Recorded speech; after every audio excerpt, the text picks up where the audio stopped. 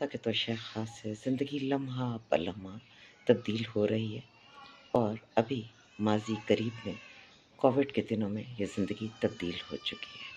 हमने इस पर पूरी आलमी बरादरी को जिस अज़ाब से गुज़रते देखा, वो पुरानी बात नहीं। जो तब्दील हो चुका है शायद वो वापस नहीं लौटेगा। इस सूरत में हमें अपने निज़ाम तालीम पर भी गौर करना होगा। हमें अपने बच्चों को ये सिखाना है कि वो उर्दू, अंग्रेज़ी ज़रूर सीखें, मगर इसके साथ साथ हुनर सीखें। खाली कागज़ी टुकड़े उनको एक अच्छा कल नहीं दे सकेंगे।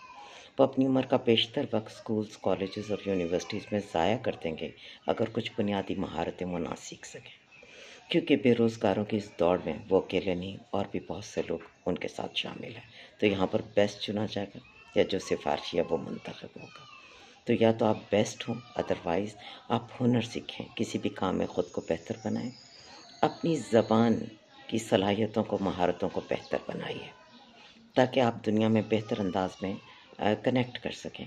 मसलन एक अच्छा सादा मर्दाना या ज़नाना सूट सीने वाला दर्जी यकीनन 1,500-2 हज़ार रुपये एक ही दिन में बना सकता है और इन कुछ घंटों के काम के लिए उसे किसी बहुत हाई फाई डिस्प्ले की ज़रूरत नहीं है, उसे तैयार होने की ज़रूरत नहीं है, मखसूस वक्त में काम करने की ज़रूरत नहीं है।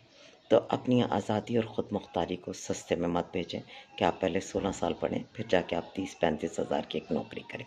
इससे बहुत अच्छा है कि आप अपनी उर्दू, अंग्रेज़ी, बेसिक स्किल्स, दीनी तालीम, अखलाकियात ये ज़रूर हासिल करें, मगर इसके साथ साथ एक शानदार हुनर सीखें जो आपको बहुत कम वक्त में उस कागज़ी टुकड़े के बदले में जो आपको मुआवजा मिलता है उससे बहुत ज़्यादा दे दें।